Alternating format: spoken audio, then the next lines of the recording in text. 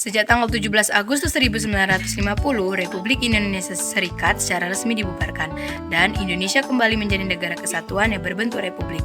Sistem politik pada demokrasi liberal banyak mendorong berkembangnya partai-partai politik karena demokrasi liberal menganut sistem multipartai. Sistem multipartai memiliki sisi positif dan negatif. Menurut dari sudut pandang sisi positif, multipartai dapat menempatkan kalangan sipil sebagai pelaksana kedaulatan rakyat dan pemerintahan, lalu dapat mencegah kekuasaan presiden yang terlalu besar. Ketiga, dapat menghidupkan suasana demokrasi di Indonesia. Sedangkan dari sisi negatif, adanya kecenderungan terjadinya persaingan tidak sehat dan sejumlah partai cenderung menyampaikan kepentingan kelompoknya sendiri. Selama berlakunya Undang-Undang Dasar 1950 diwarnai pergantian 7 kabinet secara berturut-turut.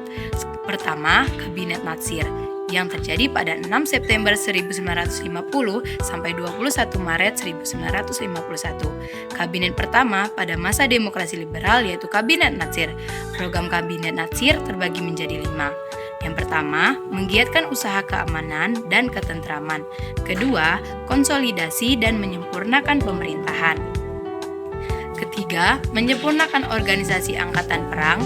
4, mengembangkan dan memperkuat ekonomi kerakyatan. Yang kelima, atau yang terakhir, memperjuangkan penyelesaian masalah Irian Barat. Kabinet Sukiman 27 April 1951 sampai 3 April 1952. Setelah melalui proses perundingan, maka pada tanggal 26 April 1951 diumumkan susunan kabinet baru di bawah pimpinan Sukiman, Wiryo Sanjaya, dan Suwiryo. Program kerja Kabinet Sukiman sebagai berikut: menjalankan berbagai tindakan tegas sebagai negara hukum, membuat dan melaksanakan rencana kemakmuran dalam jangka pendek, menyelesaikan pemilu, menyiapkan pengakuan serikat buruh, menjalankan politik luar negeri bebas aktif, dan memasukkan Irian Barat ke dalam wilayah Republik Indonesia. Kabinet Sukiman tidak bertahan lama. Masalah utama adalah pertukaran nota antara Menteri Luar Negeri Ahmad Subarjo dan Duta Besar Amerika Marley Cochrane. Kabinet Wilopo 3 April 1952 sampai 2 Juni 1953. Kabinet Wilopo dipimpin oleh Mr. Wilopo sebagai Perdana Menteri. Program kerja Kabinet Wilopo antara lain sebagai berikut: A. Mempersiapkan pemilihan umum. B. Berusaha mengembalikan Irian Barat ke dalam wilayah Republik Indonesia. C. Meningkatkan keamanan dan kesejahteraan. D. Memperbaharui bidang pendidikan dan pengajaran. E. Melaksanakan politik luar negeri bebas dan aktif.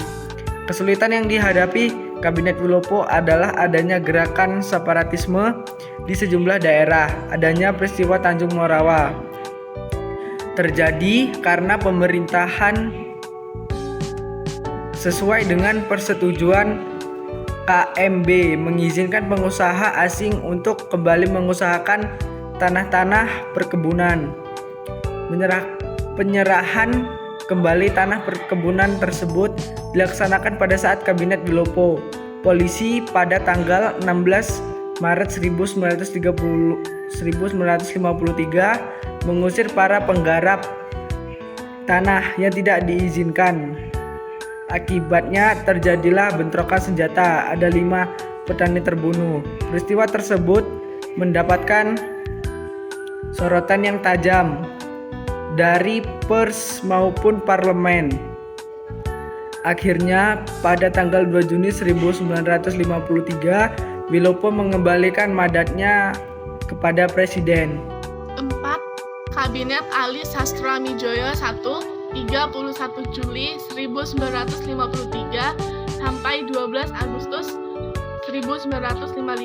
Kabinet Ali Sastramidjoyo dibentuk pada tanggal 31 Juli 1953 dengan Perdana Menteri Ali Sastramidjoyo.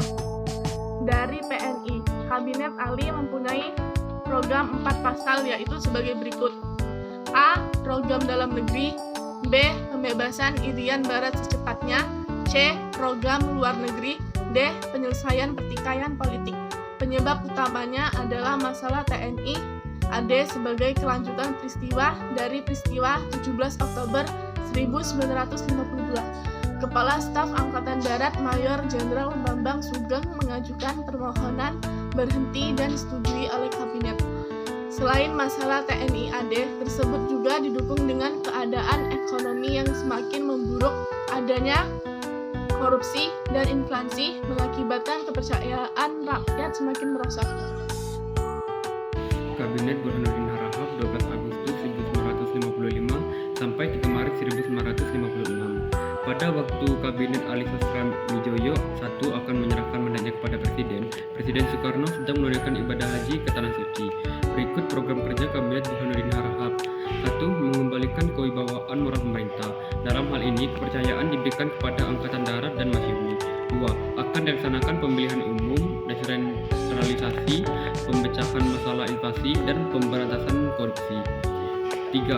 Perjuangan mengembalikan Irian Barat ke Republik Indonesia. Hasil yang menonjol dari kabinet ini adalah penyelenggara pemilu pertama di Indonesia. Kabinet ini merupakan peralihan dari DPR sementara ke DPR hasil pemilihan umum. 6. Kabinet Ali Sastroamidjojo II 20 Maret 1956 14 Maret 1957. Kabinet ini dipimpin oleh Ali Sastroamidjojo sebagai Perdana Menteri. Program pokok Kabinet Ali Sastroamidjojo II yaitu 1. Pembatalan KMP, 2. Perjuangan mengembalikan Irian Barat ke Bangsa Republik Indonesia, 3. Pemulihan keamanan dan ketertiban, pembangunan ekonomi, keuangan, industri, perhubungan, pendidikan, serta pertanian. 4. Melaksanakan keputusan Konferensi Asia Afrika. Terakhir, Kabinet Juanda. Kabinet Juanda menyusun 5 program yang terdiri dari 5 pasal disebut Pancakarya. 1. Membentuk Dewan Nasional. 2. Normalisasi keadaan Republik Indonesia. 3. Melanjutkan pembatalan KMB. 4. Memperjuangkan Irian Barat. 5. Mempercepat pembangunan.